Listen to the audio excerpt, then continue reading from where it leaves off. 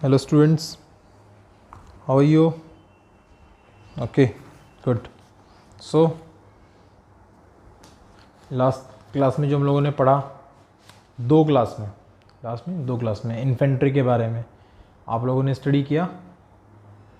बहुत इम्पॉर्टेंट है क्योंकि इन्फेंट्री हमारी आर्मी का ही पार्ट है, यानी कि पैदल सेना जो हमारी आर्मी होती है, पैदल सेना।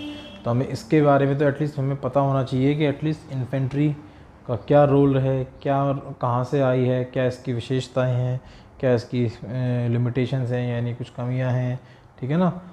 तो ये चीज़ें मैंने अपने दो क्लास में डिस्कस कर ली हैं। ठीक है, आज हम लोग इसके वर्क्स के बारे में पढ़े, यानी कि कार्य इन्फेंट्री के, जो हमारी ये पैदल सेना के कार्य। ठीक, तो जो इन्फेंट्री के कार्य हैं इनको हम लोगों ने इसको दो पार्ट में डिवाइड कर लिया, यानी कि वॉर टाइम और पीस टाइम, यानी कि शांतिकालीन और युद्धकालीन। ठीक है, जब हम युद्धकालीन की बात करते हैं तो हमारे दिमाग में एकदम स्ट्राइक करती है चीज़ें कि युद्ध, यानी कि वॉर उस टाइम चल रहा होगा, कि लड़ाई हो रही होगी, तो उस टाइम में हम लोग क्या, हमारे जो काम होंगे, कार्य होंगे सेना के, वो क्या कार्य होंगे। ठीक है ना। किसी भी सेना की विशेषताओं एवं परिसीमाओं का अध्ययन करने के पश्चात उसके कार्य को स्पष्ट ज्ञात होता है। ठीक है, इसी आधार पर पैदल सेना के कार्यों को निम्नलिखित दो भागों में विभाजित किया है। ठीक है ना। जब भी हम किसी भी सेना की विशेषताओं को या कमियों को, बुराइयों को हम लोग जब पढ़ते हैं तो उसके पश्चात ना उससे हमारा एक क्लियर नॉलेज हम लोग को गेन होती है। ठीक है ना। उसी के बिहाफ पर ही हम लोग इनके वर्क्स को इम्प्लीमेंट करते हैं। ठीक है, जब हम इसके वर्क्स को इम्प्लीमेंट करते हैं, उसके वर्क्स को समझाता है, तो हम उसको दो पार्ट में डिवाइड करते हैं, यानी कि वॉर टाइम यानी कि युद्धकालीन कार्य और पीस टाइम यानी कि शांतिकालीन। अब हम लोग पहले बात करते हैं वॉर टाइम के बारे में। ठीक है, जब हम लोगों ने देखा जब फर्स्ट वर्ल्ड वॉर में टैंकों का यूज़ हुआ था। ठीक है ना। कुछ जो वॉर एक्सपर्ट्स थे उन्होंने मतलब ये कहना शुरू कर दिया था कि अब पैदल सेना का कोई ज़्यादा रोल रहेगा नहीं, जो कोई भी खास इंपॉर्टेंस नहीं रहेगी, कोई महत्व नहीं रहेगा, अब पैदल सेना को हटा देना चाहिए। अब ये इन सब चीज़ें की ये सब चीज़ें बयानबाजी सब चीज़ें आने लगी। लेकिन जो वर्ड आता है ना, बट, अगर हमारे पास इन्फेंट्री नहीं होगी तो हम लोग लड़ाई में बहुत अधिक पिछड़ जाएंगे। अगर हम पिछड़ गए तो हम लोग की कोई इम्पोर्टेंस नहीं रहेगी, कहीं एग्जिस्ट नहीं करेंगे। अगर हम एग्जिस्ट नहीं करेंगे तो हम लड़ाई हार जाएंगे, क्योंकि पैदल सेना ही है जो हर तरह के मोर्चे को संभालती है। अगर हम कहीं पीछे हैं तो वो आगे बढ़ के अपने आप को एग्जिस्ट दिखा के आगे बढ़ने का काम करती है। जिसमें JFC फुलर ने भी कहा है, कवचधारी यंत्रों द्वारा लड़े जाने वाले युद्धों में पैदल सेना कोई लाभदायक कार्य नहीं कर सकती। ठीक है ना। The war which is fought by armoured gauges the infantry can not do any useful work. ठीक है, जब कवचधारी यंत्र द्वारा लड़े जाने वाले युद्धों को जब पैदल सेना कोई लाभदायक कार्य नहीं कर सकती, जब पैदल सेना अपने जो कवच युक्त होते हैं उनसे जब वो काम करेंगे तो इन्फेंट्री क्या काम करेगी। लेकिन जब इन्फेंट्री काम करे तो उनका काम आसान कर दिया जाता है। ठीक है ना। परंतु वास्तविकता यह है कि चाहे कितने भविष्य प्रभावशाली शस्त्रों का निर्माण हो जाए, पैदल सेना के महत्व अपनी विशेषताओं के कारण कभी कम नहीं होगा, क्योंकि पैदल सेना ही एक ऐसी सेना है जो प्रत्येक प्रकार की भूमि, ठीक है ना, यानी कि हर तरह की कोई भी जो लैंड होती है उस पर अपना कार्य करने में सक्षम होती है। अब कौन कौन से एरिया होते हैं, यानी कि हिली एरियाज़ हो गए, डेजर्ट्स एरिया हो गए, फॉरेस्ट एरिया हो गए, यानी कि रफ ऊबड़ खाबड़ वगैरह हो गए, फ्लैट सरफेस यानी कि समतल वगैरह। ठीक है, इन सब चीज़ों पे हमारी आर्मी हर तरीके के ऑपरेशंस को, हर तरीके के कार्य में करने में सक्षम रहती है। अब उसके बाद हमारे एक्सपर्ट हैं कैप्टन BH लिटिल हार्ट, जिन्होंने एक कोटेशन भी दी, if you want peace understand war, यानी कि अगर आप शांति चाहते हैं तो युद्ध को समझो। ठीक है ना। उन्होंने कहा कि हर प्रकार की भूमि पर चलने की क्षमता इस सेना के महत्व की नींव है, यानी कि किसी भी तरह की भूमि पे यानी लैंड पर चलना, कार्य को गति देना, अपने ऑपरेशंस को फुलफ़िल करने की जो कैपेबिलिटी है वो सिर्फ इसी सेना में है।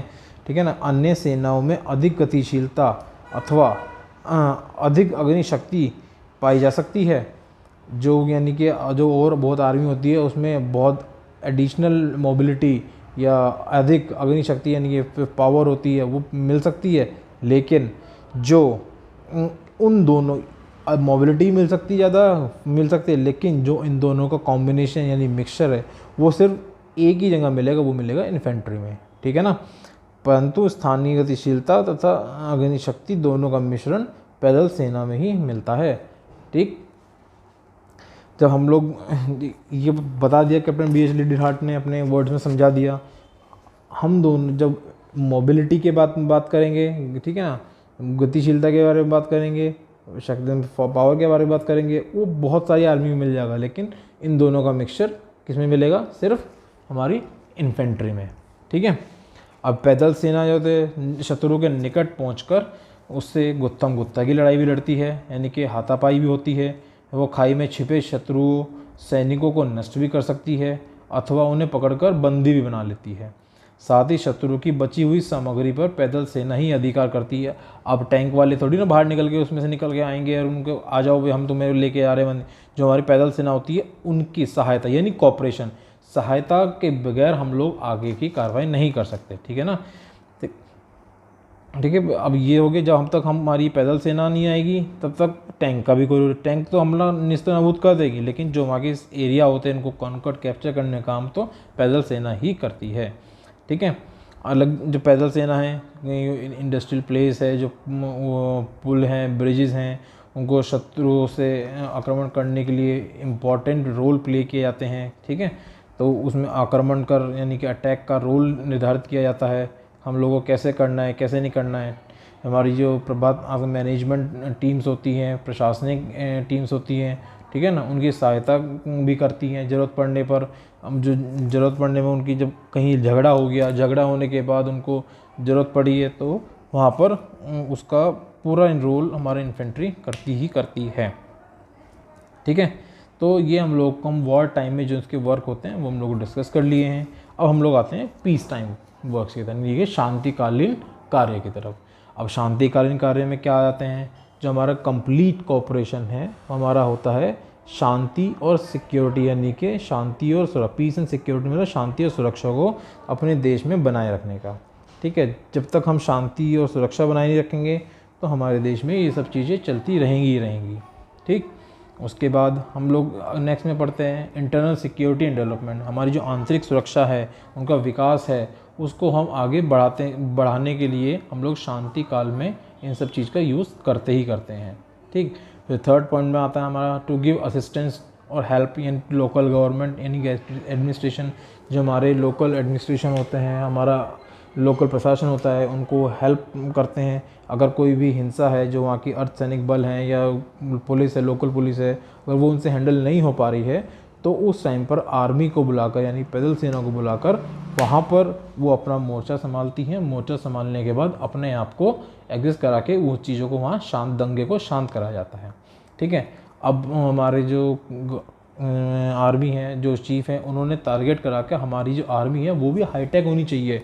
नई नई टेक्नोलॉजी के थ्रू हम लोग ने हाईटेक वेपन्स को यूज़ करना, तौर तरीके को, स्ट्रेटजी को यूज़ करना आना चाहिए। उन्होंने एक टारगेट रखा था कि 2015 तक हमारी आर्मी को हाईटेक बनाना ही है। जैसे अमेरिका और ब्रिटेन की जो कंट्रीज़ हैं उनकी जो आर्मी है वो हाईटेक वेपन्स, इन टूल्स इक्विपमेंट्स का यूज़ करती है, तो ऐसे ही हमारी आर्मी को भी हाईटेक बनाना ही बनाना है, ठीक है ना। तो हाईटेक बनाने के लिए कौन को हम कुछ इक्विपमेंट्स यूज़ किए जाते हैं, कौन कौन से इक्विपमेंट्स हैं, जिसमें हमारे लेज़र रेंज फाइंडर हैं, ठीक है ना। लेज़र की रेंज से हम लोग जो दूर की रेंज होती है उसको हम देख लेते हैं, ठीक है। वो हाईटेक के अपनी गन स्नाइपर्स के ऊपर लगा लिया जाता है, ठीक है। वाटर प्रूफ जैकेट्स हैं, हम लोग कहीं ऐसी जगह जा रहे हैं, पानी के थ्रू में जाना पड़ रहा है तो हमारी वो वाटर प्रूफ जैकेट्स होनी चाहिए, हमें पानी से कोई इफेक्ट ना पड़े। फिर हमारे ग्रेनेड लॉन्चर्स हैं, ठीक है ना। ग्रेनेड पहले हाथ गोले होते हैं, हम हाथ से फेंकते तो उनको लॉन्चर के थ्रू फेंका जाए जो ज़्यादा डिस्टेंस ट्रैवल करें, ठीक है। हम जिस दूरी से अपनी ज़्यादा दूरी से उन दुश्मन के एरिया को हम लोग नुकसान पहुँचाते, डैमेज कर सकें। यानी अपग्रेडेड राइफ़ल्स हैं, पहले टाइम में कौन सी होती थी, हम लोग उसको बार बार लोड करो फिर चलाओ, लोड करो। अब एक बार लोड करो तो एक बार ही 100, 200 या 1000 बुलेट्स तक हम लोग फायर कर सकते हैं, ठीक है। अब हैंडसेट्स होते हैं, हैंडसेट में हम लोग के आते हैं टेलीफोन्स आ जाते हैं, जो हम लोग वॉकी टॉकीज़ होते हैं, तो उनसे हम लोग दूर से रह के उसमें सब बात कर सकते हैं, कहाँ है कैसे हैं, ये सब चीज़ें होती हैं। जो हमारी अब आते हैं हम लोग कंप्यूटर्स होते हैं, कंप्यूटर हम लोग जैसे ऑपरेट कर लिए, छोटे से हमारे डिवाइस होते हैं, छोटी स्क्रीन होती है, हम लोग देखते रहते हैं कि वहाँ पर हम लोग ड्रोन्स के थ्रू या किसी के थ्रू उसके ऊपर हम लोग फिट कर लेते हैं कि इतने रेंज हमें देखनी है, तो कंप्यूटर पर हम लोग उसकी लोकेशंस को ट्रेस कर सकते हैं। हम लोग ब्लूटूथ डिवाइस, आप लोग जानते होंगे ब्लूटूथ तो अब ज़्यादातर लोग यूज़ करते ही होंगे, तो ब्लूटूथ हम लोग छोटा सा डिवाइस होता है उसको यूज़ कर लो, तो ताकि किसी को पता भी ना चले, ठीक है। जो और हम लोग का आता है जीपीएस पोजीशनिंग, जीपीएस सिस्टम यानी ग्लोबल पोजीशनिंग सिस्टम। अब जीपीएस को हम लोग जो हमारी लोकेशन है उसको ट्रैक भी कर सकते हैं। लोकेशन ट्रैक करने के लिए हम लोग जैसे कहीं कार में जा रहे हैं तो वो भी ट्रैक हो सकती है। हम लोग जब कहीं किसी चीज़ को मान लो हमें वहाँ अटैक करना है, उसकी हमें एक लोकेशन उसमें डाल दी है और हमें ये दिखाना है कि इस लोकेशन में पहुँचना है, और हमें लोकेशन जगह का हमें पता नहीं, तो हम लोग उस लोकेशन को उसमें फिट करेंगे, एंटर करेंगे और उस लोकेशन पे हम लोग चलते चलेंगे। हमें शॉर्टेस्ट रूट और बेस्ट रूट हमें इसमें बता दिया जाएगा, ठीक है।